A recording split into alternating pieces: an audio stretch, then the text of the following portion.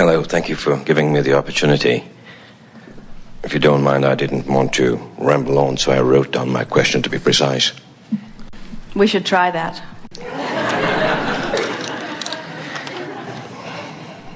I recently read in one of your books that our singular purpose in life is to create. I believe you said, and I paraphrase you here, that our purpose is not to convince others, not to influence others, etc., but to create as individuals. I take this to mean one should mind one's own business. Well, it's easier for you to create what you want if you're focusing upon what you want rather than upon what everybody else is doing in relationship to what you want. The more others you observe, the more possibility you have of messing up your vibration. But on the other hand, the more others you observe, the more possibility you have of defining what you want. In other words, doesn't living in this world and observing what others are doing help you to hone the specifics of what you want? Well, I think we are leading up to the problem I'm faced with. Because an issue has arisen that places me deeply in tension with your guidance. I belong to an international body of scientists, mostly university academics, who have been researching a vitally important issue for several years. And our conclusions are not just stupefying, they're absolutely terrifying. I'm overwhelmed by this discovery because over 100,000 innocent people have been killed through 2 wars on account of it. In fact, women and children are dying as I speak. As a compassionate human being, I feel it is my duty to disseminate this information to others. In other words, to influence other people's thinking by presenting our discoveries to them. Clearly, in terms of your guidance, this presents a quandary. In situations such as this, should one simply leave matters to divine justice, if you will, and turn a deaf ear to all the suffering, or should one work towards alerting others to what is clearly a heinous crime? In other words, is this my purpose, if you will, at this point in time? There is a lot that we want to give you here, and it is our expectation that as we express to you from our vantage point that you will find some clarity. And we want to begin by saying to you that we are in no way trying to dissuade you from your plan.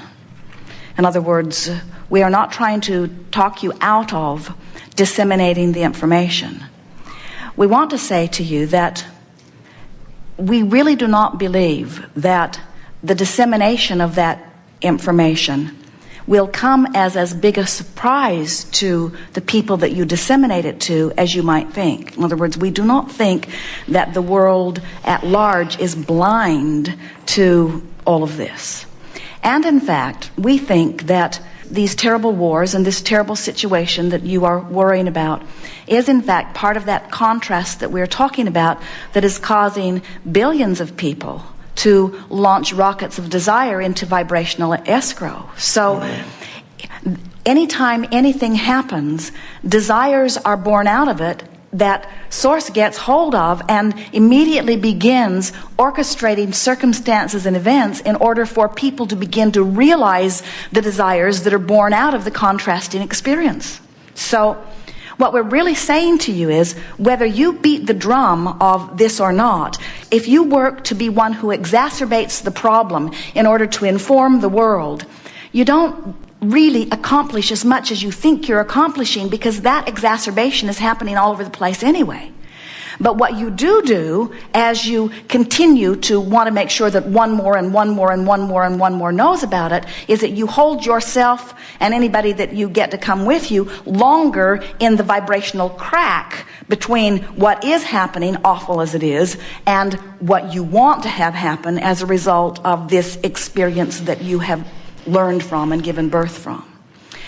We want to soothe you and all others by saying to you that you don't ever need to worry about powerful beings, powerful people, powerful governments taking over for any long period of time, because the grassroots movement of this global environment are such that everyone who's having individual experiences has a vote in what happens next. In other words, the mother who worries as she runs from the bombs, or the mother in another country that's not actually worried about that bomb but just bombs in general, or the person in a safe place that feels terrible for the people who aren't in a safe place, or the people who are just resenting any of it happening to begin with, all of them are contributing mightily to this vibrational escrow from which future experience is going to be born. We want you to understand, if you could look back at the history of man upon your planet, you would see that it has been an endless thing like that. Wars and wars and wars and wars and wars. Contrast and contrast and contrast and contrast and contrast. And yet still, as a result of all of that, is the best civilization, and we're talking worldwide, that has ever existed on your planet. In other words, the desires that are being born is what is causing the essential life experience to continue to come forward as it is. So what did we just say to you? You can exacerbate it as you want to, and you have great justification to do it.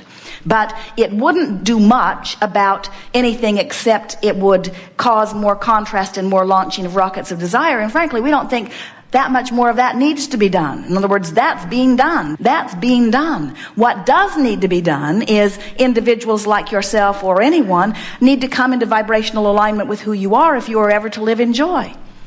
Sometimes people think that what we're saying is, well, just stick your head in the sand and don't worry about what's happening over there, and just get into a good feeling place and let the chips fall where they may. And we say, well, that is what we're saying, but we're also saying that when the experience that you're observing causes you to launch a rocket of desire, and you sure know what you want in government and in leadership and in world response and in war and in bombs, you sure do know what you want as a result of what you've been witnessing, but very few actually turn their attention toward what they want. They're looking at the scar.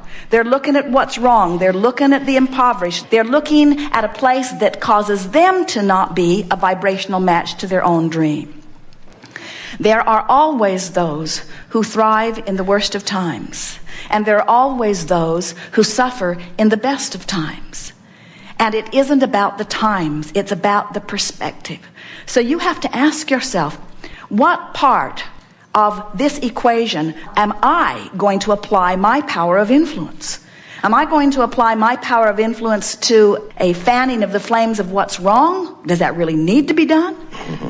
Do more people in the world need to come to a stronger decision? And the answer to that might be yes. You might feel that so many people are uninformed that if they could just be informed, that then more people would shoot more into vibrational escrow. But we think vibrational escrow is already pretty extraordinary as a result of these wars that you're talking about. We have seen the avalanche of desire that has gone into vibrational escrow, not only for you as individuals, but on behalf of others that you care about that are on the other side of the world. So let us go back and continue our question. So the question is, am I going to use my power of influence to inflame the contrast which gives birth to the rockets of desires? Or am I going to put all of my emphasis upon focusing upon the world as I want it to be and expressing it so singularly? You know about leaders, you talk about them, you can find them, most of them on one hand as you count them, who have experienced extraordinary contrast, who then came forth with a dream and focused upon their idea of what they wanted, and in doing so came into vibrational alignment. And one who is in alignment with Source is more powerful than millions who are not. So also, we want to say to you that your nation's leaders, not just your nation's leaders, but nation's leaders, leaders of organizations, by their own words, see themselves as leaders, and we say they are highly overrated. Thank you. Because they don't get more than one vibrational vote.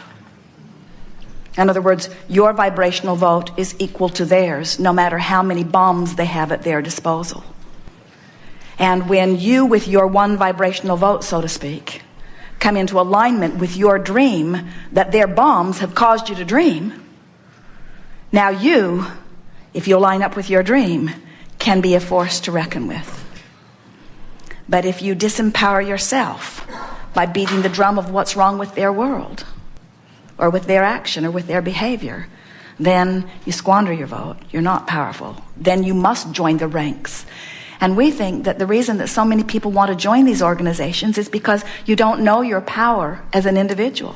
So you think that you need to inform the world so that the world will join with you and push against this thing that you do not want, but it doesn't work that way. When you push against something, you give it power. There's a war against drugs, and a war against AIDS, and a war against cancer, and a war against teenage pregnancy, and a war against terrorism. Did we say terrorism? A war against, a war against, a war against, and all of those things are getting bigger. Because even in your well-meaningness, anything you give your attention to, you contribute your vibration to. One specific question to conclude. I've been approached by a very wealthy individual who's prepared to commit several $1 million towards making a documentary film about this. And this is causing a problem at home, obviously. It terrifies my wife because she thinks this is going to expose me unduly to danger elsewhere, because it's rather a hazardous path to pursue. Is this something that I should do? Well, if you want to, yes. And it can be as hazardous as you decide that it is. We do not see risk in it. But you see, we can feel the intense desire that you have to help things out. In other words, you feel as strongly about this as anybody has ever felt about anything. We can feel that. And so you have to ask yourself, is this an effort that is pointed towards solution? Or is this an effort that is still working on the contrasting end of the equation? In other words, is this effort that I'm applying going to be part of the step one of the equation, which is the asking? Am I just going to stir a bunch of more people up and so that they're asking for something else? Or am I moving to step three? So the question that we would put to you is, does step one need to be more inflamed than it is? Does it need to be more inflamed? Or do you think that enough has happened and that there is enough wanting that if you could turn your attention and all your energy toward what it is that you now want, where are my efforts better served, you see? And the answer to that is always easier to discover than you think.